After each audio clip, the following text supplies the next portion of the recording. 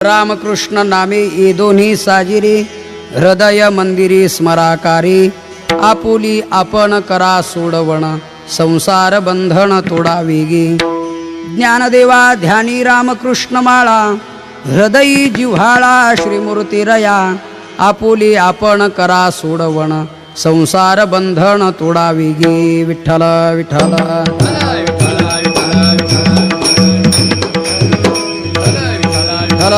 विठ्ठल विठ्ठल. कुंडलिक वरदा हरी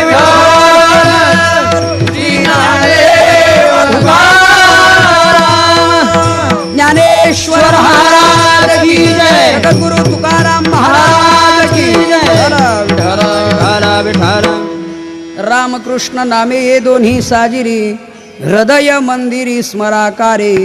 आपुली आपण करा सोडवण, संसार बंधन तोडा वेगी. प्रस्तुत कीर्तनरूपी सेवेकरिता निवडलेला अभंग. समाधीचे राजे अलंकापूर निवासी संत सम्राट महावैष्णव श्री संत ज्ञानेश्वर महाराजांचा नामाचं महात्म्य सांगणारा 3 चरणाचा अभंग कीर्तन सेवेसाठी निवडलेला आहे. विठ्ठल विठ्ठल. पांडुरंगा करू प्रथम नमन, पांडुरंगा करू प्रथम नमन. दुसरे चरण संताचिया,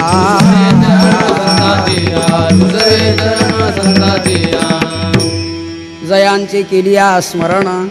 होय सकळ विद्येंचे अधिकरण, तेची वंदू श्रीचरण. श्री गुरूंचे ते नमस्कारोणी. आता अभंग श्री संत ज्ञानेश्वर महाराजांचा असून अभंगातील प्रतिपाद्य विषय असा आहे. अभंगाच्या पहिल्या चरणामध्ये श्री संत ज्ञानेश्वर महाराज राम आणि कृष्ण ही 2 नामं साजिरी आहेत. आपण प्रत्येकाने हृदय मंदिरामध्ये सतत स्मरावीत असा उपदेश करतायत. रामकृष्ण नामाचं स्मरण का करावं, तर अनादी कालापासून आपल्या मागे लागलेलं संसार बंधन हे तोडायचं आहे, त्यातून आपल्याला मुक्त व्हायचं आहे. याकरता साधन म्हणून राम आणि कृष्ण ही नामं आपण हृदय मंदिरात स्मरावीत. ज्ञानेश्वर महाराज लोकांना सांगतायत किंवा तुम्हा आम्हाला सांगतायत की बाबांनो, ह्याच रामकृष्ण नामाची माळा मी माझ्या ध्यानामध्ये आणि हृदयामध्ये भगवान परमात्म्याची मूर्ती ठेवून अहोरात्र श्रद्धेनं जपतोय, तेव्हा तुम्ही त्याचं स्मरण करा. विठ्ठल विठ्ठल विठ्ठल विठ्ठल विठ्ठल. या अभंगामध्ये पहिलाच एक महत्त्वाचा प्रश्न असा की श्री संत ज्ञानेश्वर महाराज हे परंपरेनं योगी. ते स्वतः सांगतायत की आम्ही अष्टांग योगादी साधनं करून आम्ही समाधी स्थानापर्यंत पोहोचलो असेल तर आमच्या हे श्रीगुरूंचं हे धन आहे. परंपरेनं प्राप्त झालेलं हे आम्हाला धन आहे, हा ठेवाय. एवं गुरुक्रमे लाधले समाधी धन जे आपुले. या समाधी स्थानापर्यंत अष्टांग योगाची साधना करून समाधी स्थानापर्यंत पोहोचणारे ज्ञानेश्वर महाराज हे योगी आहेत. बघितलं तर नाथ संप्रदायातले आहेत, त्यांची ही नाथ संप्रदाय आहे, परंपरा आहे. ज्ञानेश्वर महाराज सांगतायत आदिनाथ गुरु सकळ सिद्धांचा मच्छिंद्रतयाचा मुख्य शिष्य. आदिनाथ भगवान परमात्म्यांनी जे ज्ञान सांगितलं ते मच्छाच्या पोटात विष्णू परमात्म्याने ऐकलं.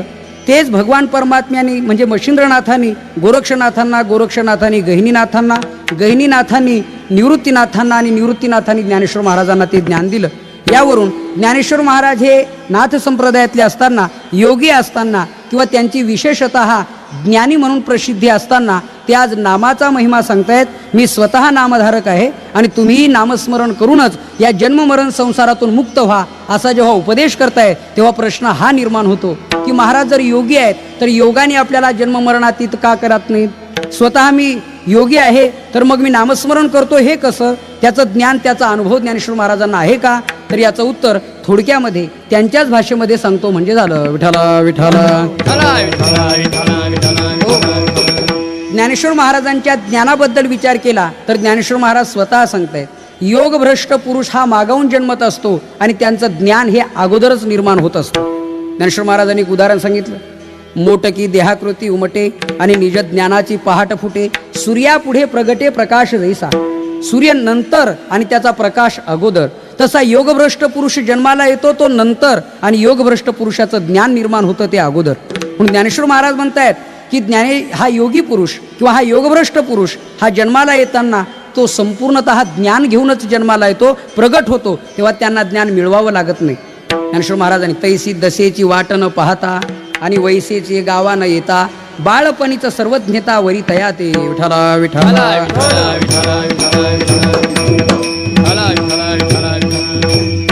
बाल्यदशेत त्यांना सर्वज्ञतेनं वरलेलं आहे. आता सर्वज्ञता म्हटल्यानंतर त्यांना योगाचं ज्ञान आहे, तसंच तपाचं आहे, तसंच व्रतवैकल्याचं आहे, तसंच उपासनेचं आहे, जपतपाचं आहे, अनुष्ठानाचं आहे, दानाचं आहे, ज्ञानाचं आहे, भक्तीचं आहे, किंबहुना वैज्ञानिक ज्ञान नाम प्रपंचाचंही ज्ञान आहे. ज्ञानेश्वर महाराजांच्या सर्वज्ञतेबद्दल बोलायचं ठरलं तर या सर्व प्रमाणाचा प्रत्यय आपल्याला येतो. त्यात एकच उदाहरण सांगावं असं वाटतं. ज्ञानेश्वर महाराजांचा प्रत्येक आणि मार्गातला जो अनुभव आहे तो तुमच्या आमच्याशी तुलनात्मक दृष्टीनं बघता कामा नये, पण अखिलकोट ब्रह्मांडचारक भगवान श्रीकृष्ण परमात्म्याशी तुलना केली तर भगवंताच्या पुढे ज्यांचा अनुभव आहे असं म्हणायला अडचण नाही, हरकत नाही. त्याला एक उदाहरण म्हणून सांगतो. गीतेच्या 17व्या अध्यायात भगवान परमात्म्यांनी सात्विक दानाची व्याख्या सांगितली की जे उपकार न ठेवता दिलं जातं, देश काल पात्र पाहून दिलं जातं. अर्जुना तद्दानम सात्विकम स्मृतम, ते दान सात्विक आहे. पण ज्ञानेश्वर महाराजांनी दानाच्या मधला जो अनुभव आहे दान मार्गातला, त्यात त्यांचं नैपुण्य, त्यात त्यांचं ज्ञान अनुभव त्यात ओतला. ज्ञानेश्वर महाराज म्हटले थांबा, भगवान कृष्ण परमात्म्यांनी सात्विक दानाची व्याख्या सांगितली ना ती अपूर्ण आहे. त्यात एक उणीव आहे. कोणती?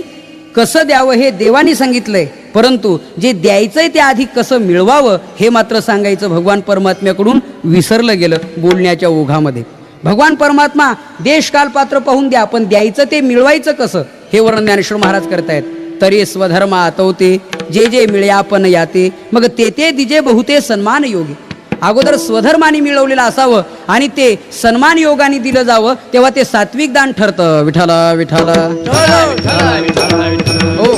सात्विक दानाची व्याख्या ही थोडीशी ज्ञानेश्वर महाराजांच्या दृष्टीनं अपुरी वाटली, अपूर्ण वाटली. कारण देशकाल पात्र पाहून दिल्यावर सात्विक ठरतं, पण जे द्यायचंय ते आधी जर लोकांचे खून करून मिळवलं असेल, शास्त्रीय भाषेत बोलायचं म्हणजे अन्यायोपार्जितम धनम, अन्यायाने मिळवलेलं धन देशकाल पात्र पाहून दिलं तरी ते सात्विक दान ठरत नाही. त्याकरता अगोदर कसं मिळवावं आणि नंतर मग ते कसं द्यावं हे ज्ञानेश्वर महाराजांनी सांगितलं. यावरून त्यांचा दानामधला अनुभव, प्रत्येक ठिकाणच्या प्रत्येक मार्गाचा योगासंबंधाने अनुभव बघायचा असला 6व्या अध्यायात संप्रेक्षण आशिक आग्रहण दिशेच्या नवलोकयन ज्ञानेश्वर महाराजांनी ही कुंडलिनी शक्ती जागृत कशी करावी त्याचा विचार सांगितलेला आहे. आपल्या शरीरामध्ये 72,000 नाड्या आहेत, त्या 24 नाड्या प्रधान नाड्या आहेत आणि त्यातल्या 3 नाड्या ह्या प्राणवाहक नाड्या आहेत.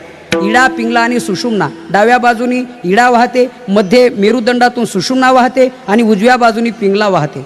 अर्थात ज्यांनी श्वास घ्यायचा आणि तिने थांबवायचा, पूरक, कुंभक आणि रेचक असे 3 प्रकार एकदा झाले म्हणजे एक प्राणायाम होतो. त्यात अगर्भ प्राणायाम, सगर्भ प्राणायाम इत्यादी विचार त्या ठिकाणी आलेला आहे. आणि मग कुंडलिनी शक्ती जागृत होते. नवद्वाराचा निरोध करून प्राणवायूचा अपानवायूचं ऐक्य होऊन त्याचं घर्षण होऊन उष्णता निर्माण होते आणि 3.5 वेढे देऊन बसलेली कुंडलिनी शक्ती जागृत होते. मेरुदंडातून वाहणाऱ्या सुषुम्ना नाडीतून ती प्रवेश करीत षडचक्राचं भेदन करीत करीत या ब्रह्मरंध्रात जाऊन जेव्हा मिळते तेव्हा त्या योग्याला समाधी लागते. हा ज्ञानोबारायांचा अनुभव आहे.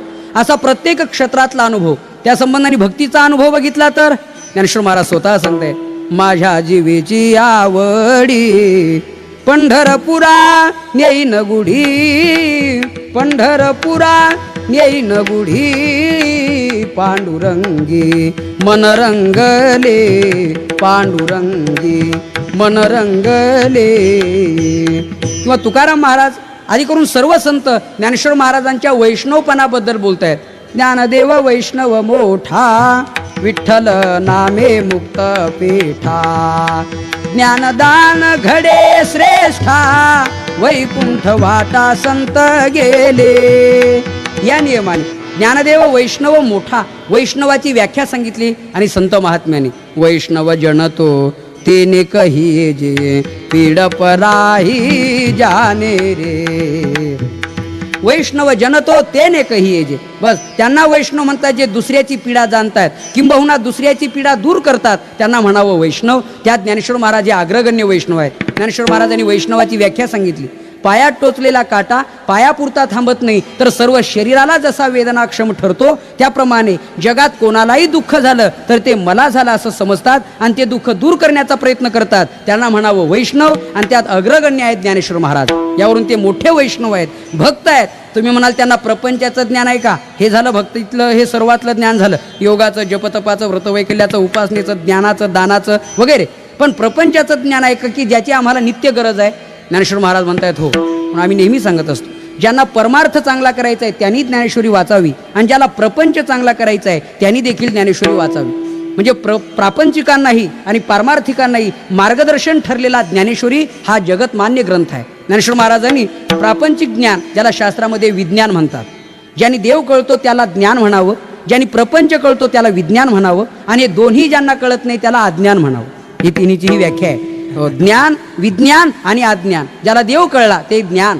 त्यांनी सांगितलं की परमात्मा असा आहे, ज्याला देव कळला नाही पण प्रपंच चांगला करता आला ते विज्ञान. पण ज्याला दोन्ही जमलं नाही, इधर ना उधर, ना इकडे ना तिकडे, प्रपंचही फाटका आणि प्रपंचही परमार्थही फाटका, दोन्हीकडे फाटकेपण आहे, याला म्हणतात अज्ञान. पण ज्ञानेश्वर महाराज सांगतायत की ज्ञानेश्वरीमध्ये ज्ञानही आहे आणि ज्ञानेश्वरीमध्ये विज्ञान आहे. कोरडं अध्यात्मही नाही तर निव्वळ विज्ञानही नाही. गीतेच्या 9व्या अध्यायात या ज्ञानम विज्ञान सहितम यज्ञात्वा मोक्षेशे शुभात या श्लोकावरची पहिली ओवी, चाचोचेनी सांडसे खंडीजे पयपानी राजहंसे, तुझं ज्ञान विज्ञान तैसे वाटोनी देऊ. ज्ञानेश्वर महाराज म्हणतात तुझं ज्ञान विज्ञान तैसे. अरे बाबा, राजहंस पक्षाच्या समोर पाणी आणि दूध एकत्र करून ठेवलं तर दुधाबरोबर पाणी पित नाही आणि पाण्याबरोबर दूध टाकत नाही, दूध ग्रहण करतं आणि पाण्याचा त्याग करतो, त्याला म्हणतात राजहंस. तसं ज्ञानेश्वर महाराज म्हणताय तुला ज्ञान आणि विज्ञानाचं वर्गीकरण करून देऊ, एकीकडे विज्ञान आणि एकीकडे ज्ञान. आता विज्ञानाबद्दल एकच उदाहरण सांगतो. ज्या वेळेला विज्ञान प्रगत नव्हतं तेव्हा ज्ञानेश्वर महाराजांनी या विज्ञानाचं वर्णन केले. आज आपण जी लाईट पाहतोय, जी आपण इलेक्ट्रिक पॉवर उपभोगतोय, तेव्हा याच्यावरती नाना प्रकारची कामं आणि साधनं यंत्रणा चालते आहे, पण त्याचं वर्णन 700 वर्षापूर्वी ज्ञानेश्वर महाराजांनी केलेलं आहे. ते उदकाचे न्यावेशे प्रगटले तेज लखलखित दिसे, तये विजू माझे असे सलील काही. ज्ञानेश्वर महाराज म्हणतायत पाण्याच्या प्रेशरमध्ये, आपण इंग्रजीमध्ये त्याला प्रेशर म्हणतो, आवेश आहे मराठीमध्ये, तेव्हा आवेश निर्माण झाला पाण्याला, त्यातून विजेची निर्मिती झाली. या विजेची निर्मिती पाण्यापासून आहे, पण आता या ट्यूबलाईटमध्ये, बल्बमध्ये जर आपण पाणी शोधलं तर सापडेल का? की चला आपली तहान भागवण्यासाठी एखादी ट्यूबलाईट फोडू आणि त्यातलं पाणी पिऊ. ही वीज पाण्यापासून आहे पण त्यात पाणी नाही. हे जसं महत्वाचं आहे, ज्ञानेश्वर महाराजांनी विज्ञानाचं त्यावेळेला वर्णन केलं. प्रपंच, आपण प्रपंचातले किडे म्हटलो तरी चालेल, पण प्रपंचात राहूनही जे प्रपंचात कळलं नाही ते ज्ञानेश्वर महाराजांनी सांगितले. ज्ञानेश्वर महाराज म्हणतायत बाई बाळंतीण झाल्यानंतर 5वीच्या दिवशी रात्रभर दिवा लावून ठेवावा त्या बाईजवळ. वास्तविक हा प्रपंच आहे. ज्ञानेश्वर महाराज अजन्म नैष्टिक ब्रह्मचर्य पालन करणारे, पण व्यवहारातल्या गोष्टी तेही मार्गदर्शन केले. ती रात्र 5वीची म्हणजे 6वीची रात्र आहे. त्या दिवशी जन्माला आलेला मुलगा वा मुलगी, मागचं जे त्यांनी केलेलं कर्म प्रारब्ध, त्याला आपण 7/12चा उतारा म्हणा पूर्ण, म्हणजे जे काही केलं असेल कर्म, ते कर्म ती 6वी त्या दिवशी त्याच्या कपाळावरती लिहित असते. ज्ञानेश्वर महाराज म्हणताय 6वीकडून जर चुकीचं लिहिलं गेलं तर त्याला जबाबदार कोणी नाही. काळा गोरा पण एकदा रंग प्राप्त झाला, आता कितीही त्याला बदलण्याचा प्रयत्न केला तर तो जसा पुसला जात नाही. काळ्या काळ्या माणसांनी एकत्र जमून लाईफ बॉय, लक्स, हमाम, रेक्सोना, अजून काही साधन असले साबण, या सर्व साबणाचा वापर केला आणि एखाद्या सरोवरावर जाऊन घसून घसून गोरं होण्याचा प्रयत्न केला तर ते गोरे होतील असं नाही, उलट त्यांच्या मूळ रंगाला चकाकी चढेल असं म्हटलं तर काही बिघडणार नाही. ज्ञानेश्वर महाराज म्हणतायत जैसे काळे गोरे पण धुतले फिटोने रे. काळे गोरेपणा जसा धुतल्याने बदलत नाही अर्जुना, त्याप्रमाणे कपाळावर 6वीने लिहिलं की ते बदलत नाही. ललाटीचे लिहिले ते न पुसेगा काही केले. ती रात्र 6वीची आहे म्हणून रात्रभर दिवा लावावा. 6वीची राती जेवी न विसंबीजे वाती, तैसा ईश्वर निर्णयो चित्ती वाहने सदा. हे व्यवहारातलं सांगितलंय. ज्ञानोबाराने अशी व्यवहारातली कितीतरी उदाहरणं सांगितली. आता स्त्रिया, महिला मंडळ नेहमी स्वयंपाक करतात, पण याला हे म्हणतात हे आपल्यालाही माहिती नाही. ज्ञानेश्वर महाराजांनी दरवी शब्द घातलाय. दरवी आपल्याला काय माहिती? दरवी म्हणजे काय? ज्ञानेश्वर महाराज म्हणतायत दरवी म्हणजे पळी. आपण त्याला पळी वगैरे काय म्हणतो. ती पिठल्यात चालते, कढीत चालते, वरणात चालते, अजून कशात चालते, आहे की नाही? पण त्या पळीला जर विचारलं की बाईसाहेब आपण प्रत्येक पदार्थामध्ये जाऊन आलात तर याची टेस्ट कशी आहे, गोडी कशी आहे, खारट झालं का, तिखट झालं का, कमी गोड झालं का, नाही, तिला ते कळत नाही. ज्ञानेश्वर महाराज म्हणतायत ना तरी दरवी जैसी रिगोनी नानारसी परी ते रसस्वादासी नेने जीव. रिगोनी नानारसी रिगोनी पण रसस्वादासी नेणे, हे व्यवहारातलं वर्णन आहे. यावरून ज्ञानेश्वर महाराजांना प्रापंचिकही ज्ञान आहे आणि अध्यात्माचं तर ओतप्रोत ज्ञान आहे. ज्ञानेश्वर महाराजांना ज्ञान म्हणण्यापेक्षाही ज्ञानेश्वर महाराजांच्या रूपाने ज्ञान प्रगट झालं असं म्हटलं तरी वावगं ठरणार नाही. विठ्ठला विठ्ठला विठ्ठला विठ्ठला विठ्ठला विठ्ठला. हो, ते चालते ज्ञानाचे बिंब, ते चालतं बोलतं ज्ञानाचं मूर्तिमंत स्वरूप. ज्ञानोबाराय म्हणजे ज्ञानाला फुटलेले हातपाय. ज्ञानाला आलेला आकार, ज्ञानाने धारण केलेला आकार म्हणजे ज्ञानेश्वर महाराज. आता या ज्ञानातही पुन्हा प्रकार आहेत. ज्ञानी आहे पण अज्ञानातला ज्ञानी की ज्ञानातला ज्ञानी हा मोठा फरक आहे. ज्याला शास्त्रीय भाषेमध्ये सापेक्ष ज्ञानी आणि निरपेक्ष ज्ञानी म्हणतात. याचे 4 प्रकार आहेत. अज्ञानातला अज्ञानी वेगळा, अज्ञानातला ज्ञानी वेगळा, ज्ञानातला अज्ञानी वेगळा आणि ज्ञानातलाही ज्ञानी वेगळा. लोकांना काही कळत नाही त्यातही याला काही कळत नाही, हा अज्ञानातलाही अज्ञानी. जे कळत नाही हेही कळत नाही त्याला अज्ञानातला अज्ञानी म्हणावं, अशी स्थिती आहे. म्हणजे अज्ञानातल्या स्वरात म्हणावं हेही कळत नाही आणि स्वरातून गेलं हेही कळत नाही. लोक म्हणतात अरे बाबा तुझं म्हणणं स्वरात येत नाही, तोंडला छे तुम्हाला अक्कल नाही, अशी स्थिती आहे. अज्ञानातला अज्ञानी, काही अज्ञानातले ज्ञानी. काहींना काही कळत नाही त्याला थोडंसं कळतं, त्यात आपण त्याला व्यावहारिक भाषेमध्ये वासरातली असं काहीतरी म्हणतो आहे की नाही. त्याप्रमाणे वासरात लगडी गायला भलतं डिमांड, पण ती लंगडीच गाय पण वासरात असल्यामुळे तिला डिमांड. अज्ञानातला ज्ञानी, काही ज्ञानातले अज्ञानी. उदाहरणार्थ ज्ञानेश्वर महाराजांच्या मुक्ताबाई निवृत्तीनाथ सोपान काकांच्या समोर चांगदेव महाराज अज्ञानी ठरले, पण चांगदेव महाराज अज्ञानी होते. 14 विद्या 64 कला हस्तगत करून 1400 वर्ष काळाला मेळ न लागू देणारे चांगदेव महाराज. पण जेव्हा पत्र लिहायला घेतलं तेव्हा एकही ओळ लिहिता आली नाही. कोरं पत्र पाठवून दिलं. मुक्ताबाई चिडून म्हणतायत 1400 वर्ष जगून अजून कोरा करकरीत राहिला. ज्ञानेश्वर महाराज म्हटले मुक्ता तसं काही नावं ठेवू नको, कोरा कागद पुन्हा वापरता येतो, काहीतरी लिहून ठेवलं चुकीचं तर ते पुन्हा उपयोगी पडत नाही, त्याचाही उपयोग नाही.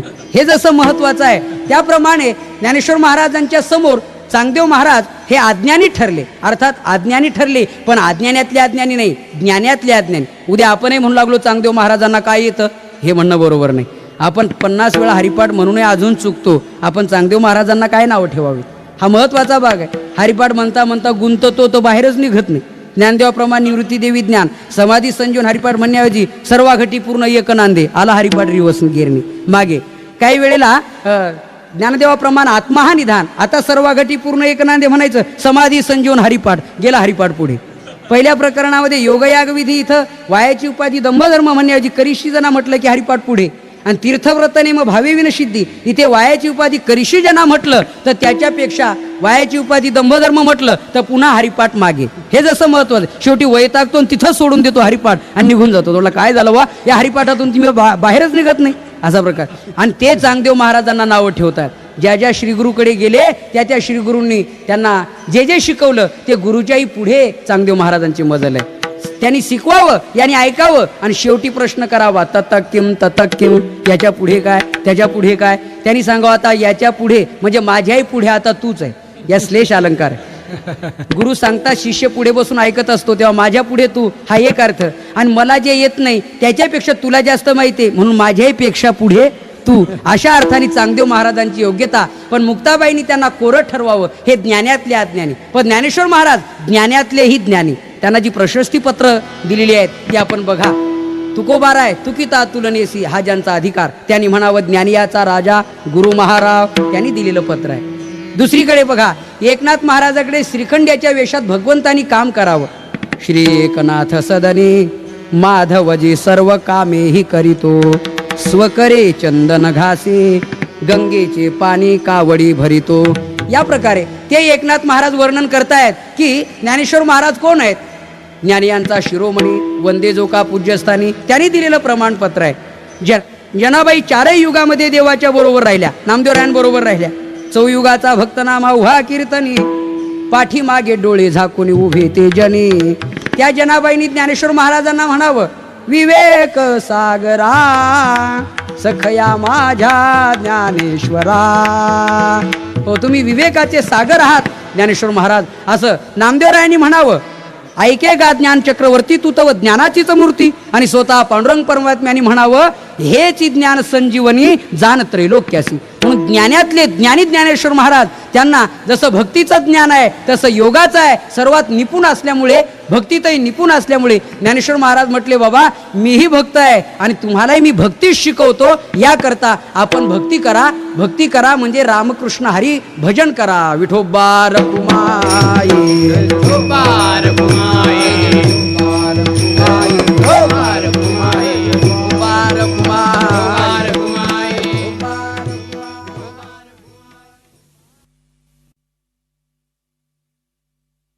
विठोबा रखुमाई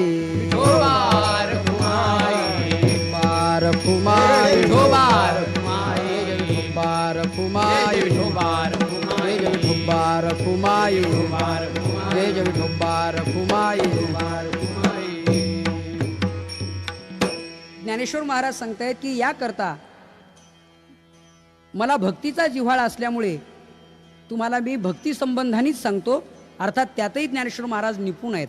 याच्यात थोडंसं पुढे जाऊन सांगायचं ठरलं तर ज्ञानेश्वर महाराजांनी सांगितलेलं उदाहरण जसं सोनं हे मौल्यवानच आहे, पण त्याला पुन्हा पुन्हा तापून त्याला पुट दिल्यानंतर त्याची किंमत, त्याचा कस जसा वाढतो, तसं ज्ञानेश्वर महाराजांच्या भक्तीला नामदेवरायांचा सहवास, संगती हे पूट दिल्यासारखं. पण ज्ञानेश्वर महाराज योगी असून, ज्ञानी असून, भक्त तर आहेतच, पण नामदेवरायांची संगती पुन्हा ज्ञानेश्वर महाराजांना जेव्हा प्राप्त झाली तेव्हा ज्ञानेश्वर महाराज त्या भक्ती संबंधाने अजूनच वर्णन करतायत, त्यात रंगून जातायत, मग्न होतात. विठाला विठाला. ज्ञानेश्वर महाराजांनी या मृत्यूलोकातली सर्व तीर्थ बघावेत असा हेतू पांडुरंग परमात्म्याकडे व्यक्त केला आणि नामदेवराय हे पांडुरंग परमात्म्याच्या ताब्यात असताना त्यांची मागणी केली की म्हटले माझ्यासोबत नामदेवरायांना पाठवा. आता वास्तविक देवानी विचार करायला पाहिजे होता, पण ज्ञानेश्वर महाराजांनी मागणी केली असता भगवंतांनी एकदम सांगितलं खुशाल घेऊन जा. खुशाल घेऊन जा म्हटल्यानंतर नामदेवराय म्हणाले का हो, आपलं परवा काय ठरलं होतं, मी तुम्हाला कोणाही बरोबर पाठवणार नाही, मी कोणाही बरोबर यात्रेला कुठं जाणार नाही, असं ठरलं असताना तुम्ही मला परत त्यांच्याबरोबर जा म्हणता. भगवंत म्हटले नामदेवा, याला व्यवहार म्हणतात. वस्तू द्यायची की द्यायची नाही हे मागण्याकरता कोण आलाय त्याच्यावर ठरवायचं असतं की वस्तू द्यायची की द्यायची नाही.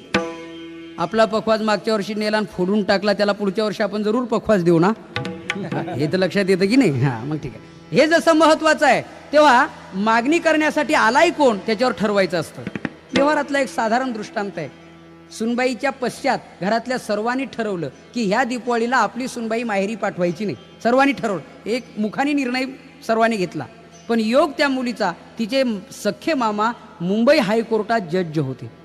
अर्थात त्यांना काय इच्छा झाली कोण जाणे, त्यांनी आपली इच्छा व्यक्त केली. आपल्या पत्नीला त्यांनी सांगितलं का गं, मला असं वाटतं आपली भाची या दीपावळीला मुंबईला आणावी, तिची हाऊसमौज करावी, तिला मुंबई दाखवावी, तिच्या इच्छेप्रमाणे साडी चोळी घेऊन तिला घरी पोहोच करावं. तुझं काय मत आहे? ती म्हणली माझं काय मत आहे, घेऊन या. स्वतः न्यायाधीश जज स्वतःची गाडी घेऊन आपल्या भाचीला आणण्यासाठी जेव्हा त्या ग्रहस्थाच्या दारात गेले आणि त्यांना बघितल्यावर यांना एवढा आनंद झाला, आपल्यासारख्याने आमच्या घरी यावं. अहो, कोणाला पाठवलं असतं तरी काम झालं असतं, काय काम एवढं विशेष? त्यांनी सांगितलं विशेष काही काम नाही, साधारण काम आहे. आमची भाची आपली सुनबाई मला यावेळेला दीपावळीसाठी मुंबईला न्यायचं आहे. अहो म्हणजे घेऊन जा. काल ठरलं होतं कोणाही बरोबर पाठवायची नाही, यावेळेला पाठवायची नाही, पण यावेळेला लगेच निर्णय, म्हणजे घेऊन जा. मग त्या पत्नीने सांगितलं अहो तुम्ही म्हटले होते ना कोणाबरोबर पाठवायची नाही. त्यांनी सांगितलं तू गप्प बैस, तुला नाही कळत, हा व्यवहार आहे. अगं नेण्यासाठी कोण आले? जज आहेत, कोर्ट आहे. मग आता त्यांना नाही म्हणून कसं चालेल? हे जसं तसं नामदेवराय तुमची मागणी स्वतः ज्ञानेश्वर महाराज करतायत, पण एवढ्यावर नामदेवरायांचं समाधान नाही झालं. शेवटी देवानी सांगितलं नामदेवा, मी तुला कोणाही बरोबर पाठवतो असं समजू नको, मी तुला माझ्याच सोबत घेऊन जातो. फक्त नाव वेगळं आहे, बरं संत म्हणून देव म्हणून वेगळी कसली तरी मी तुला माझ्यासोबत घेऊन जातो. त्याचं वर्णन आहे. देव म्हणे नामा पाहे, देव म्हणे नामा पाहे, ज्ञानदेव मीची आहे, ज्ञानदेव मीची आहे, तू आणि मी नाही तुझा, ज्ञानदेव आत्मा माझा. बर, ते आणि मी हे दोघं नाही, आम्ही दोघं एकच आहेत. आरतीमध्ये आपण नेहमी म्हणतो अवतार पांडुरंग नाव ठेविले ज्ञानी, आरती ज्ञान राजा महाकैवल्य तेजा. नेहमी आपण म्हणतो अवतार पांडुरंग नाव ठेविले ज्ञानी, जे पांडुरंगाचेच अवतार पण नाव फक्त ज्ञानी ज्ञानराज म्हणून ठेवून घेतलं. मी तुला माझ्यासोबत घेऊन जातो असं म्हटल्यावर नामदेवराय तयार झाले, पण एका अटीवर. तुझ्यासोबत जर घेऊन जातो ना मग देवा, मग ज्ञानेश्वर महाराज मला म्हणतील पडा या महादेवाच्या पाया, पडा त्या आमच्या देवाच्या पाया. माझं ठरलेलं आहे कटावरी कर नाही ज्या देवाचे, नेघे मी तयाचे दर्शन, कटावरी कर नाही ज्या देवाचे. बस, कटावरी कर नाही ज्या देवाचे आणि नेघे मी तयाचे दर्शन. ज्या देवाचे कमरेवरती हात नसतील अर्थात त्याच्या मी पाया पडणार नाही. देवाने सांगितलं ठीक आहे पाया नको पडू पण जा तर खरं. आणि म्हणून स्वतः हात नामदेवरायांचा ज्ञानोबारायांच्या हातात दिला. आपल्या वारकरी संप्रदायाचं भाग्य आहे. त्या दिवशी ज्ञानेश्वर महाराज नामदेव महाराज एकत्र आले म्हणजे भक्ती आणि ज्ञानाचा संगम झाला. खऱ्या अर्थाने ज्ञान एकीकडे आणि भक्ती एकीकडे असेल तर हे दोन्हीही अपूर्ण आहेत ईश्वर प्राप्तीच्या दृष्टीने. व्यवहारातला दृष्टांत आहे. आंधळा आहे तोही वाटचाल करू शकत नाही पाय असून, पांगळा आहे तोही वाटचाल करू शकत नाही डोळे असून. डोळे आहेत पाय नाही, पाय आहेत डोळे नाही. मग या दोघांनी एकत्र येऊन काय केलं, संघटित झाले हे दोघं. ते म्हटले असं करा, म्हणजे काय, माझे पाय आणि तुमचे डोळे आपण एकत्र आणू आणि मग आपण यात्रेला जाऊ. केलं काय, आंधळ्या माणसाचे पाय भक्कम होते, त्यांनी पांगळ्या माणसाला खांद्यावरती घेतलं, आणि पांगळ्यांचे डोळे चांगले होते, त्यांनी वरतून मार्गदर्शन केलं. डावीकडे उजवीकडे इकडे तिकडे वगैरे. हे दोघं एकत्र आल्यामुळे चारिधाम यात्रा करून आले, आणि दोघं दोन्हीकडे होते तर गावात सुद्धा फिरू शकत नव्हते. तसं ज्ञाना वाचून भक्ती आंधळी आहे आणि भक्ती वाचून ज्ञान पांगळा आहे. पांगळं ज्ञानही परमात्म्याकडे नेत नाही, आंधळी भक्तीही परमात्म्याकडे नेत नाही. त्याचं वर्णन व्यवस्थित रीतीनं आलेलं आहे. आंधळ्या गरुडाचे पाका हाती ते कवणे उपयोगा जाती. ज्ञानेश्वर महाराज म्हणतायत, आंधळ्या पक्ष्याची मारलेली भरारी किंवा आंधळ्या माणसाचं पळणं, आंधळ्या माणसाला वेड लागलं आणि पळू लागला, त्याचं पळणं रस्त्यानेच असणार ना, असणार नाही. ठीक आहे, आंधळा माणूस जर पळू लागला तर तो रस्त्याने पळेल का? ज्ञानेश्वर महाराज म्हणतायत, अरे जात्यन धा लागे पिसे मग तो सैरा धावे जैसे. मग ते सैरा धावे जैसे त्याचं पळणं जसं चुकीचं आहे, त्याप्रमाणे एकटी भक्तीही परमात्म्याकडे नेत नाही, ज्ञानही नेत नाही. पण हे दोघं एकत्र आल्यावर काय होतं, गीतेच्या 18व्या अध्यायाच्या 55व्या श्लोकावरची ही ओवी आहे. ज्ञानेश्वर महाराज सांगतायत, ये या ज्ञान भक्ती सहज भक्तू एक वटला मज, तरी मीची केवळ हे तुझं श्रुतही आहे. अर्जुना, ज्ञान भक्ती जर एकत्र आली तर काय होतं, तो भक्त भक्त राहत नाही, मी देव देव राहत नाही, तो आणि मी दोघं एकच होतो. विठ्ठला विठ्ठला. हो, जसं कबीरदास महाराज म्हणतायत, लाले मेरे लाल की जित देखे उतलाल, लाली देखन को मैं गई तो मैं भी हो गई लाल. परमात्मा पाहण्याकरता जातो तो परमात्माच होतो. अग्नीत पडलेलं काष्ट राहत नाही तर अग्नीच होतं. या नियमाने महाराज म्हणतायत, आता आम्ही दोघं एकच होतो, अर्थात ज्ञान भक्ती एकत्र आल्याचा हा परिपाक. आणि म्हणून त्या दिवशी ज्ञान आणि भक्ती एकत्र आली, एकमेकाच्या खांद्यावर हात टाकून चालू लागले ज्ञानेश्वर महाराज आणि नामदेव महाराज. पण शेवटी कुठं ना कुठं तरी ज्याच्या त्याच्या तत्वाचा, मार्गाचा, पंथाचा, धर्माचा अभिमान असतोच ना. शेवटी एकदा प्रसंग असा आला की दोघांनाही तहान लागली, व्याकुळ झाले, पाणी दिसत नाही जवळपास. एका विहिरीमध्ये खोलगट अशा भागात पाणी, कुठंतरी थोडंसं पाणी थांबलेलं आहे. आणि तेव्हा ज्ञानेश्वर महाराज म्हटले, बघा आता तुम्ही आहेत भक्त, मी आहे योगी, मी छोटं रूप घेतो, पाणी पिऊन येतो. आता तुम्ही आहेत भक्त, तुमचं विठोबा रुक्माई, इथं काय कामाचं. नामदेवरायांना राग आला. नामदेवराय म्हटले, देवा ज्ञानेश्वर महाराज म्हटले, काय माझ्या भक्तीला तुम्ही काय समजले, मी काय आताच्या काळातला भक्त आहे. सप्ताहामध्ये वातावरण तयार झालं की माळ घातली, आणि विलक्षणामध्ये फुकट प्यायला मिळालं की टाकली काढून, त्यातला मी भक्त आहे का एखादा? असा टेम्पररी भक्त आहे का, पार्ट टाइम भक्त आहे का? नाही. माझ्या भक्तीचा माझा आत्मविश्वास आहे. देवाला जर गरज असेल, माझी भक्ती जर खरी असेल तर पाणी इथे येईल. इथे नामदेवरायांनी प्रतिज्ञा केली. ज्ञानेश्वर महाराजांनी छोटं रूप घेतलं, पाण्यासाठी विहिरीत गेले. नामदेवरायांनी डोळे मिटले आणि देवाचं भजन, पांडुरंगे येई पांडुरंगे, जीवाचे जीव लगे येई पांडुरंगे, येई पांडुरंगे, पांडुरंगे येई पांडुरंगे. देवाचं स्मरण केलं. ऐका आता, ज्ञानेश्वर महाराज पाणी पिऊन परतत असताना पुन्हा स्मरण झालं. ज्ञानोबारायांनी विचार केला, आपल्या जबाबदारीवर आपण नामदेवरायांना आणलंय. त्यांनी पाणी घेतलं आणि नामदेवरायांना सांगितलं, प्या, पण जरा उपहासाने. एखाद्याच्या घरी आपण जेवायला गेल्यावर त्यांनी म्हणावं, खा, घ्या. हे म्हणणं जसं उपहास बुद्धी नाही, घ्या, दुष्काळातूनच आले तुम्ही, कोण आहे तुम्हाला आमच्याशिवाय, खा, हे म्हणणं जसं आहे तसं प्या, पाणी प्या, असं त्यांनी म्हटलं. नामदेवरायांनी भाव जाणला, उपहास बुद्धी जाणली. नामदेवरायांनी डोळे उघडले आणि विनोद केला. मी म्हटलं ना, माझ्या देवाला गरज असली इथे पाणी आणतील. आणलं की नाही? डायरेक्ट आणून येतं, इनडायरेक्ट आणून, पण आणलं की नाही? कोणाकडून का होईना काम करून घेतलंच की नाही? पाणी मिळालं मला, बस. पण नामदेवरायांनी एवढं म्हणून विनोद करून पाणी प्याले नाहीत, हे मात्र महत्वाचं आहे. त्यांनी सांगितलं, हे सिद्धीनी प्राप्त झालेलं पाणी आहे, हे आम्ही विष्णुदासांनी निंद्य मानलेलं आहे. सिद्धी लावी पिसे कोणतया पुसे, नेले राजहंसे पाणी काय. सिद्धीनी प्राप्त होणारं जे असेल ते आम्ही ग्राह्य मानणार नाही. गरज असली देवाला इथे पाणी येईल. पुन्हा डोळे मिटले, देवाचं स्मरण केलं, परिणाम काय झाला ऐका. विहीर उचंबळून भरली पाण्याने, पाटचे पाट, कॅनलचे कॅनल असा वाहू लागला नामदेवरायांच्या समोर. पाट भरून वाहतोय, विहीर भरून वाहते. तेव्हा नामदेवरायांनी सांगितलं ज्ञानोबारायांना, आता या, स्नान संध्या आटोपा, आंघोळ करा, पाणी प्या. बघा यातला फरक सांगतो. योगी ज्ञानोबारायांनाही पाणी मिळालं, भक्त नामदेवरायांना पाणी मिळालं, पण योग्यांना पाण्याकडे जावं लागलं आणि भक्तांकडे होऊन पाणी आलं. हा भक्तीचा आणि योगाचा फरक आहे. अजून एक फरक आहे, त्यांनी स्वतःची तहान भागवली ज्ञानेश्वर महाराजांनी, त्याच्या जगाचा फायदा काय? पण नामदेवरायांच्या भक्तीमुळे त्या भागातली कायमची पाणी टंचाई दूर झाली. असा फरक आहे. म्हणून योगी स्वतः उद्धरून जातो.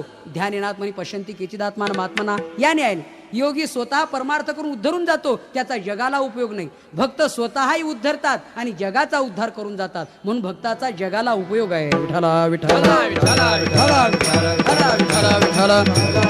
अर्थात अशी ही भक्ती आणि हा योग किंवा ज्ञानेश्वर महाराजांच्या लक्षात आलं की आपल्या योगापेक्षाही इथे भक्तीलाच महत्व आहे. तेव्हा ज्ञानेश्वर महाराजांनी निर्णय घेतला, आता योगाने देवाकडे जायचं नाही, भक्तीने देवाकडे जायचं. रामकृष्ण परमहंसानी स्वामी विवेकानंदांना हे उदाहरण फार सोप्या भाषेत पटवले. भक्ती आणि योगाचा फरक त्यांनी सांगितलं. वानरीलाही पिलं होतात, माकड म्हणा वानर म्हणा, आणि मांजरीलाही पिलं होतात, पण फरक आहे. माकड वानरी ती काय करते, आपल्या पिलांना एकदाच सांगते बस की हे बघ, तुला जर जगायचं असेल तर तू मला धर, मला या झाडावरनं त्या झाडावर उडी मारायची असते, या घरावरून त्या घरावर, या डोंगरावरून त्या डोंगरावर, तेव्हा मी तुला धरण्यासाठी मला वेगळे हात नाहीत, तू मला पकड. वानरीच्या पिलांना आपण निरीक्षण करून बघा, जगण्याची मरण्याची जबाबदारी पिलावर, आईवर नाही. त्यांना एवढंच फक्त माहिती आहे, आपण जास्तीत जास्त पिलाचे आई वडील होणे, जगण्याची जबाबदारी आपल्यावर नाही, ती कोणी कोणतंही सरकार येईल ते करेल. त्यांना काय माहिती, त्यांना याच्यापेक्षा योगक्षम वाहण्याची जबाबदारी त्यांच्यावर नाही, जास्तीत जास्त पिलांची माता पिता होणं एवढीच त्यांचं काम, असं म्हटलं तरी चालेल. पण मांजरीचं तसं नाही. मांजर पिलांना जन्म देते आणि नेहमी नेहमी त्या पिलांना त्याचं स्थलांतर करते, इथून तिथे तिथून तिथे, या घरातून त्या घरात. का? तिला माहिती आहे की त्या पिलांच्या बापाचा स्वभाव म्हणजे बोकोबाचा स्वभाव मांजरीला चांगला माहिती आहे की तो बोकोबा इतका कृतज्ञ बाप आहे की नाश्त्यावारी 4-5 पिलं खाऊन टाकील. त्यांनी त्या पिलांना खाऊ नये याकरता ती त्याला सुरक्षित राहावं म्हणून पिलांना सांभाळते. पिलांना कळत नाही, पिलाची जबाबदारी आई वाहते. हे उदाहरण कशासाठी दिलं रामकृष्ण परमहंसानी स्वामी विवेकानंदांना? योगी होऊन देवाकडे जाल तर वानरीच्या पिलाप्रमाणे तरण्याची जबाबदारी तुमची, आणि भक्त होऊन देवाकडे जाल तर मांजरीच्या पिलाप्रमाणे तुमचं रक्षण करण्याची जबाबदारी आईची, पर्याय ना देवाची. विठ्ठला विठ्ठला विठ्ठला या दृष्टांता नियमाने ज्ञानेश्वर महाराजांनी निर्णय घेतला, आता भक्तीच करायची. आणि ज्ञानेश्वर महाराजांनी पुराणाचा धांडोळा घेतला. पुराणामध्ये नाम महापुराण भागवत आहे. भागवतामध्ये स्वतः भगवान सांगतायत, उद्धवा, कलियुगामध्ये माझी प्राप्ती ही योगानी नाही, माझी प्राप्ती भक्तीनेच आहे. न साधयति माम योगो न सांख्यम धर्मम उद्धव. भगवान सांगतात, न स्वाध्यायास्तपस्त्यागो यया भक्तिर्ममोजिता. न स्वाध्याय हा बर, न तपहा बर, पुढे न योगा हा. माझी प्राप्ती योगाने होणार नाही, मग माझ्या प्राप्तीसाठी भक्तीच कारणीभूत आहे असं देवानी सांगितलं त्यावेळेला. तेव्हा ज्ञानेश्वर महाराजांनी तेच हरिपाठाच्या 5व्या अभंगाच्या प्रथम चरणात सांगितलं, योग याग विधी येणे नव्हे सिद्धी, वायाची उपाधी दंभ धर्म, वायाची उपाधी दंभ धर्म, हरिमुखे म्हणा, हरिमुखे म्हणा. ज्ञानेश्वर महाराज म्हटले, बाबांनो तुम्ही हरी हरी म्हणा, मुखाने हरी हरी म्हणा, अरे योग यागाने देवाची प्राप्ती होणार. आणि दुसरी गोष्ट, असा जर एवढं सांगू नये एखादा आग्रह धरत असला तर ज्ञानोबारांनी त्याला युक्ती सांगितली. एखादा आजार असा आहे की दूध आणि साखर घेतल्याने तो आजार जातो, असा जर आजार असेल तर त्यांनी कशाला हा आग्रह धरावा की मी लिंबाचा कडूपाला खाऊनच रोग घालवीन. ज्ञानेश्वर महाराज म्हणतायत, रोग जाय दूध साखरे तरी निंब का प्यावा. जर एखाद्या दुधाने आणि साखरेने एखादा रोग जात असेल तर निंब पाला खाण्याची आणि इच्छा तरी का बाळगावी त्यांनी. हे जसं महत्वाचं आहे तसं भक्तीने नामस्मरणाने देवाची प्राप्ती होत असेल तर मी योगच करीन देवाच्या प्राप्तीसाठी, हे तरी त्यांनी का म्हणावं. आणि मग तुम्ही त्याच्या मागे लागू नका. मग तुमचा उद्धार करून घ्यायचा आहे का? जपतप अनुष्ठान व्यर्थ कास या करणे, जपतपानुष्ठान व्यर्थ कास या करणे, तीर्थव्रत हे मने मन लगे दैवता धरणे, देवता धरणे, आसन मुद्रा ज्ञान ध्यान न लगे वाराणसी मरणे, आसन मुद्रा ज्ञान ध्यान न लगे वाराणसी मरणे, हा केशव माधव अच्युत वदता होय पातक हरणे. ओम नमो भगवते रामकृष्ण वासुदेवा, ओम नमो भगवते रामकृष्ण वासुदेवा. केशव माधव अच्युत वदता होय पातक हरणे, ओम नमो भगवते रामकृष्ण वासुदेवा.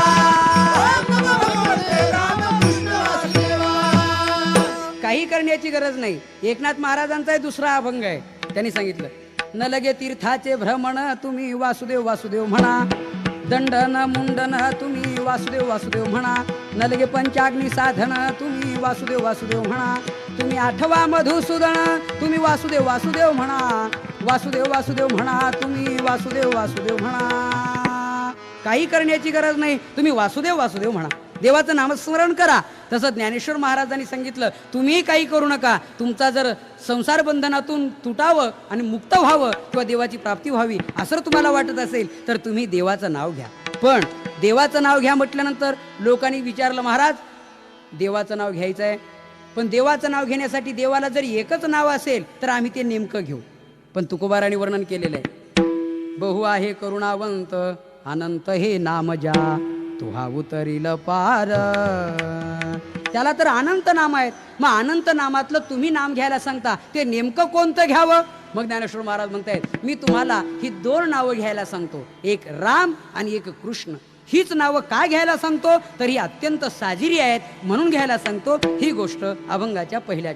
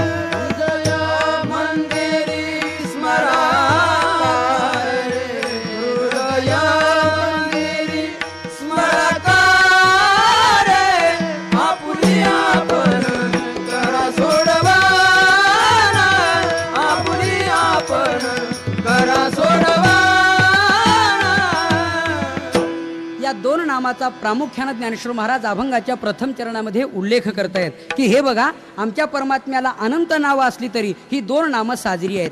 याला साजरी हे विशेषण का दिलं याचं कारण आहे, नामाला स्वतंत्र महत्त्व नाही, नामीचं महत्त्व नामामध्ये आलेलं असतं. हो, नावाला स्वतंत्र महत्त्व नाही. दोन व्यक्तीचं नाव एकच असावं, एकाला 10,000 रुपयाचा माल उधार मिळतो, एक दिवसभर पाया पडलं तर बिडीचा पुडा कोणी देत नाही. त्याचं कारण आहे, नाव एकच आहे दोघांचं, पण नाव जरी एक असलं तरीही मात्र कर्तृत्व भिन्न आहे ना. बाबा रे, त्याच्याकडून 10,000चा नव्हे 20,000 रुपये वेळ आली तर मिळतील, पण तुझ्याकडच्या विडीच्या पुड्याचे पैसेही मिळतील असं वाटत नाही. म्हणून हे जसं आहे तसं देवाचे अवतार अनंत असले तरी, अनंत नावं असली तरी देवाच्या अवतारामध्ये वर्णन करताना 6 प्रकार केलेत गर्गसंहितेमध्ये. अंश अंशांश आवेश कला पूर्ण आणि पूर्णत्तम असे 6 प्रकार आहेत. त्यापैकी राम आणि कृष्ण हे 2 अवतार पूर्ण आणि पूर्णत्तम आहेत. महाराज म्हटले पूर्ण अवतार रामकृष्ण, पूर्ण अवतार. पूर्ण अवतार रामकृष्ण, राम आणि कृष्ण हे 2 अवतार पूर्ण आहेत आणि अवतार पूर्ण आहेत म्हणून त्या अवताराची नावंही पूर्ण आहेत. त्यामुळे ही साजरी नावं आहेत, अर्थात याच नावाला हे महत्व आहे. विठ्ठला विठ्ठला विठ्ठला विठ्ठला विठ्ठला. रामकृष्ण नामे हे दोन्ही साजिरी. व्यक्तीचं महत्व नामात येत असता हा त्याचा सिद्धांत आहे. राम आणि कृष्ण हे अवतार पूर्ण आहेत म्हणून त्या नामालाही पूर्णत्व आहे, हा त्याचा एक महत्वाचा भाग. आणि स्वतंत्र नामाचा महिमा सांगायचं ठरलं तर त्याचं उत्तर असं आहे, राम आणि कृष्ण ही 4 अक्षराची 2 नामं आहेत. आता राम याचं महत्व पद्मपुराणात वर्णन केलेलं आहे. राम म्हटलं की तोंड उघडतं बघा, आणि म म्हटलं की तोंड मिटतं. आपण कधी काळी प्रयोग करा, तोंड उघडं ठेवून म म्हणा, चालणार नाही. इथे नका प्रयोग करू. किंवा एखाद्या वेळेला तोंड मिटून रा म्हणा तरी जमणार नाही, त्याचा वर्ण बदलतो. म म्हटलं की ओष्टे वर्ण आहे, ओठाला ओठ लागले तरच म या अक्षराचा उच्चार होतो, अन्यथा होत नाही. मग याचा अर्थ काय? याचा अर्थ असा आहे, आपल्या हृदयात ज्ञात अज्ञात पातकांचा जो समूह आहे, रा म्हटलं की तोंड उघडतं तेव्हा सर्व पातकं बाहेर येऊन पडतात. बाहेर आलेली पातकं पुन्हा मध्ये येऊ नयेत याकरता म म्हणजे ओठाला ओठ मिटून तोंड बंद करणे, म्हणजे पापांना परत न येण्यासाठी, म्हणजे नो एंट्री करणे. बस ती पापं पुन्हा न येऊ देणे असा त्याचा भाग आहे. नाही तर तीच पापं जर पुन्हा पुन्हा येऊ लागली तर किती पापाची निवृत्ती कराल? त्याचं जर पर्क्युलेशन होऊ लागलं रिटर्न सप्लाय तर काय करणार आपण? हे जसं महत्वाचं आहे याकरता बाहेर पडलेली पातकं पुन्हा मध्ये येऊ नयेत याकरता रा म्हणजे बाहेर पातकं पुन्हा मध्ये नाही असा त्याचा अर्थ आहे. त्याचा श्लोक आहे रकारोच्चार मात्रेण बहिर्निर्याती पातकं पुन्हा प्रवेशा भावेच मकारस्तु कपाटवत. शास्त्रकार सांगतायत रकारोच्चार मात्रेन रकाराचा उच्चार केला की बहिर्निर्याती पातकम पातकम बहिर्निर्याती पातक बाहेर येतात पण पुन्हा प्रवेशा भावेच पुन्हा प्रवेश करू नये याकरता मकारस्तु कपाटवत. वत म्हणजे प्रमाणे अर्थात या कपाटाप्रमाणे मकाराच्या उच्चाराने तोंड बंद होतं. हे राम या 2 अक्षराचं महत्व आहे. अजून पुष्कळचं महत्व आहे. आता कृष्ण या अक्षराचं महत्व असं आहे त्यात कर्षती म्हणजे आकर्षण करणे. शास्त्राने सांगितल्याप्रमाणे मदोन्मत्त हत्ती जसा जंगलात भटकतो तसं तुमचं आमचं मन विषयाच्या जंगलात भटकतंय. हे देवाकडे येत नाही, स्थिर होत नाही. त्याला आकर्षण करण्याचं काम कृष्ण हे नाम करतं, आकर्षण करतं ते. आणि म्हणून राम पातकाची निवृत्ती, कृष्ण मनाचं आकर्षण याकरता रामकृष्ण नामे हे दोन्ही साजिरी. ही 2 नामं अत्यंत साजरी आहे. वेदांताच्या दृष्टीने त्याचं पुष्कळचं पुन्हा चिंतन आहे. राम हा देही आहे म्हणजे देहात असलेलं कुटस्थ चैतन्य आहे आणि कृष्ण हे मात्र ब्रह्मचैतन्य आहे, सर्वत्र व्यापक आहे. म्हणून राम हा शब्द आपण या अर्थाने वापरतो. सर्वाघटी राम देहादेही एक असं देही नित्यम अवध्योयम या दृष्टीने. किंवा काय म्हटलेलं आहे तैसा हृदयामध्ये मी राम असता सर्व सुखाचा आराम. पण कृष्णा संबंधाने वासुदेव संबंधाने विचार केला तर हे समस्त श्री वासुदेव सर्वाभूती पाहे एक वासुदेव आहे की नाही, किंवा वासुदेव सर्वमिती या दृष्टीने इथे तो एक ब्रह्मचैतन्य आणि हे कुटस्थ चैतन्य हे दोन्ही चैतन्य एक होत असेल तर त्या नामाचा उच्चार केल्याने होतं. म्हणून रामकृष्ण नाम ही बरवी आहेत, साजरी आहेत, पण तुम्ही हृदय मंदिरात स्मरा. वरच्यावर ओठात नका स्मरू. का? त्याचं कारण आहे वरचेवर जर स्मरण केलं तर त्याला जिव्हाळा नसतो, त्याला प्रेम नसतं. बघा काही माणसं म्हणतात अहो त्यांचं बोलणं काय खरं आहे का, ते इथून वर आहे. आजारी पडलेला माणूस म्हणतोय देवा माझी चिठ्ठी कुठं हरवली, त्याचं मरण अपेक्षा करणं काय खरं आहे? ते इथून वर आहे. एखादा माणूस मेला म्हणजे कोणी म्हणतं भाऊ देवा अरे कसं उलट केलं, पिकलेलं पान देठाला लटकून राहिलं आणि हिरवं हिरवं पान खाली गळून पडलं, माझ्या वाचून काय उरलं होतं, मी गेलो असतो हा तरुण राहिला असता किती चांगलं झालं असतं. असं रडणाराचं जर रडणं ऐकलं आणि एखाद्या साधू पुरुषांनी प्रयोग केला की ठीक आहे तुमची इच्छा आहे की आपण मरावं आणि यांनी वाचावं, हेतू खूप चांगला आहे, इकडे या मी तुम्हाला एक औषध देतो, तुम्ही मराल मुलगा जिवंत होईल. किती जण पुढे येतील? किती जण पुढे येतील? त्यावेळेला नाही पुढे येणार. मग म्हणतात अहो आता तो असा वेळा तसा वेळा, आम्ही आपलं काय ते सहज म्हणत होतो, अशी स्थिती आहे. तात्पर्य हे आहे की माणसाला हे वरवर बोलणं आहे. तसं तुमच्या वाचेत नाम नको, तुमच्या हृदय मंदिरी स्मरा. एक अर्थ म्हणजे जिव्हाळ्याने स्मरा, त्याला जिव्हाळा, हृदयात जिव्हाळा आहे. वाचेत रांजणातलं हौदातलं पाणी संपतं, त्याला जिव्हाळा नाही. विहिरीत 20 हाऊस पॉवरची मोटर 24 तास चालते, संपत नाही, त्याला जिव्हाळा आहे. तसं हृदय मंदिरात जपा. एक. आणि दुसरी गोष्ट आपल्या परमार्थाची वार्षिक परीक्षा आहे. आता 6 माही परीक्षेत पेढे वाटू नका. आम्ही फार परमार्थिक आहोत, आम्ही देवदेव करतो असं काही समजू नका. आपली वार्षिक परीक्षा आहे अंतकालेच मामेव. मरताना देवाचं स्मरण व्हावं आणि सर्व विषयाचा विसर पडावा. त्यावेळेला ते घडलं नाही तर मग आपला केलेला परमार्थ निष्फळ ठरला असं समजा. त्यावेळेला देवाचं नाव येण्यासाठी वाचा बंद होऊ शकते. त्यावेळेला हृदय मंदिरात जर असेल तर मध्यमा वाचा, पश्यंती वाचा या वाचेने देवाचं नामस्मरण होऊ शकतं. याकरता हृदय मंदिरी स्मराकारे. आता हृदय मंदिरात स्मरण करायचं ते कशा करता, रामकृष्ण नामाचा उच्चार करायचा तो कशा करता, ज्ञानेश्वर महाराज म्हणतायत त्याचं कारण आहे अनादिकालापासून संसार बंधन आपल्या मागे लागले. जर ते तोडायचं असेल तर रामकृष्ण नामाचा उच्चार हृदय मंदिरात करा की संसार बंधन तुटेल आणि ते तोडण्यासाठीच करायचं आहे. हे दुसरं चरण.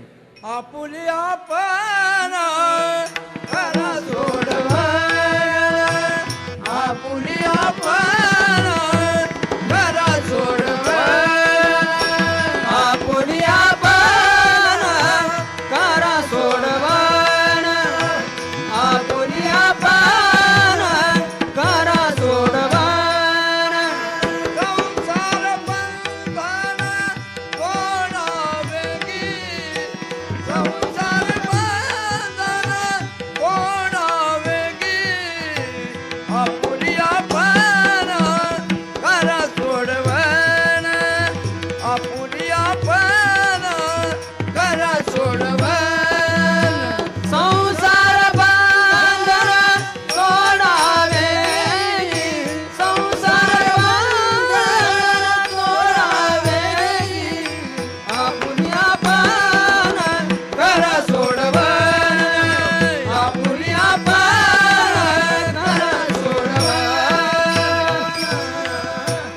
महाराज म्हटले संसार बंधनातून निवृत्त व्हायचं असेल, तोडायचं असेल तर त्याकरता रामकृष्ण नामाचं हृदय मंदिरात स्मरण सतत करा.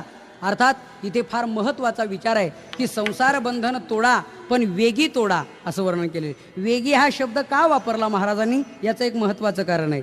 हा जन्म यापूर्वी नव्हता, पुढे मिळणार नाही, हा एकदा मिळालाय, बाकी जन्मात संसार बंधन तोडता येत नाही, याच जन्माने तोडता येतं.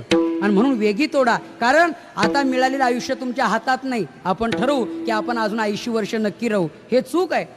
केव्हा कधी आपण संपू याचा क्षणार्धामध्ये आपण संपणार आहोत, आपल्याला अंदाज काढता येणार नाही. आणि म्हणून वेगी स्मरा हे त्याचं उत्तर आहे. विठ्ठला विठ्ठला. आणि महत्वाची गोष्ट दुसरी, आपुली आपण सोडवण करा. सोडवण करा आणि बंधन तोडा. हे बंधन कोणतं? वेदांताच्या दृष्टीने बंधनाचे बरेच प्रकार सांगितलेले आहेत. बंधनाचे प्रकार असे आहेत. एक कर्मबंधन आहे. यज्ञार्थात कर्मणो नेत्र लोकोयम कर्मबंधना. हा संसार बंधन तोडत असताना एक कर्माचं बंधन आहे, एक द्वैताचं बंधन आहे. द्वैताचे बंधन न बाधिजे. संसार बंधन तर इथे शब्दच आहे. 6 प्रकार सांगितलेले आहेत. एक द्वैताचं बंधन आहे, एक कर्माचं बंधन आहे, एक संसार बंधन आहे, एक गुणबंधन आहे, एक अहंकार बंधन आहे आणि एक देह संघाताला बंधन म्हटलेलं आहे. देह इंद्रिय मन बुद्धी प्राण हेच बंधाचे पंचायतन, याला बंध म्हटलेलं आहे. भागवतामध्ये अहंकाराला बंधन म्हटलेलं आहे. अहंकारम कृतम बंधा. अहंकार बंधन आहे. गुणाला बंधन म्हटलेले, ते गुण ते कैसे किती आणि बांधी ती कवने रीती. ज्ञानेश्वर महाराज म्हणतात गुणबंधन आहे, अहंकार बंधन आहे, संसार बंधन आहे, द्वैताचं बंधन आहे, देह संघात बंधन आहे. अर्थात ही बंधनं नेमकी कुठं आहेत? आत्म्याला की देहाला? तर देहालाही नाहीत आणि आत्म्यालाही नाहीत. मग नैवात म्हणून देहस्य. उद्धवाने हा प्रश्न सुंदर उच्चारलेला आहे. उद्धवजी विचारताय देवा हे बंधन नेमकं कोणाला आहे? हे भवबंधन ऋषिकेसी, सांगपा बाधक कोणासी. बरं बंधन नाही म्हणशील तर प्रत्यक्ष जगाशी जडला असे. संसार बंधन जगाला आहे म्हणावं तर आत्म्याला की देहाला? देहालाही नाही आणि आत्म्यालाही नाही. मग आत्म्याने देहाचा संबंध घेतलाय तिथे बंधन आहे. हे बंधन कुठे आहे हेही महत्वाचं आहे. आता हे बंधन आपला आपण तोडा असं जे वर्णन केलेलं आहे ना, त्याचं कारण आहे हे बंधन तोडण्याकरता दुसऱ्याची गरज नाही. उद्धवाने देवाला तसे विनंती करून सांगितलेलंच आहे. पण उद्धवाच्या म्हणण्याप्रमाणे आणि आपण इथे ज्ञानेश्वर महाराज म्हणतायत त्याप्रमाणे हे बंधन आपला आपण तोडायचंय, प्रयत्न करून तोडायचंय. ते कसं तोडायचंय? बंधनाचे शास्त्राने 2 प्रकार सांगितले. एक अन्यकृत बंधन आणि एक स्वकृत बंधन. दुसऱ्याने दुसऱ्याला बांधलं जातं. उदाहरणार्थ म्हैस गाय शेळी वगैरे हे बंधन आहे, यांना बांधलेले अन्यकृत बंधन आहे. पण स्वकृत बंधन आहे. माकड पकडण्याकरता ते लोक आयडिया करतात, युक्ती करतायत. एखाद्या डब्यामध्ये फुटाणे ठेवून आणि ते माकड पकडण्यासाठी तिथे ठेवलं जातं. तो हात घालतो आणि मुठीसह हात बाहेर निघत नाही, त्यावेळेला त्याची पंचायत होते आणि ते पकडलं जातं. हे स्वकृत बंधन आहे. असे अनेक स्वकृत बंधन आहेत. या स्वकृत बंधनाला तोडण्यासाठी दुसरा कोणी नको, हे बंधन आपलं आपणच तोडायचं आहे. याच्यावरती सुंदर उदाहरण दिली ज्ञानेश्वर महाराजांनी. पोपट नळिका यंत्राला स्वतः होऊन धरतोय, मग त्याचे पाय त्यांनी सोडायचे. आंधळा माणूस, एखादा डोळस माणूस, पण धनाचा हंडा प्राप्त होण्याच्या वेळेला दुर्बुद्धी आंधळा होण्याची होते, तेव्हा त्याचे डोळे त्यांनी झाकलेत, त्याचे डोळे त्यांनीच उघडायचे. याला आपुली आपण करा सोडवून म्हणतात. शंकराचार्यांनी एक सुंदर दृष्टांत दिलेला आहे. मस्तकानेस्त भाराधीर दुःख मंदिर निवारेते क्षुधाधिकृत दुःखं तू विनास्वेन नकेनशी. आपल्या मस्तकावरचा भार दुसरा कोणी घेईल आणि आपल्याला भाररहित करील हे ठीक आहे, परंतु भूक लागल्यानंतर आपल्याऐवजी कोणी जेवून चालणार नाही. आपल्याला जेवून ते दुःख निवृत्त करावं लागेल. तसं संसार बंधन आपलं आपणच तोडायचं आहे. म्हणून आपुली आपण करा सोडवण. किंवा ऋणमोचन करता पितू संती सुतादय हा बंधन मोचन करता असे स्वास्मा धन्यो न कष्टन. बाकीचे सोसायटी ऋण कोणी फेडेल, पण जन्म मरणाचं ऋण आपल्याला संपवावं लागेल. याकरता आपुली आपण करा सोडवण, संसार बंधन तोडा वेगी. ज्ञानदेवा ध्यानी रामकृष्ण माळा, हृदयी जिव्हाळा श्रीमूर्ती रया.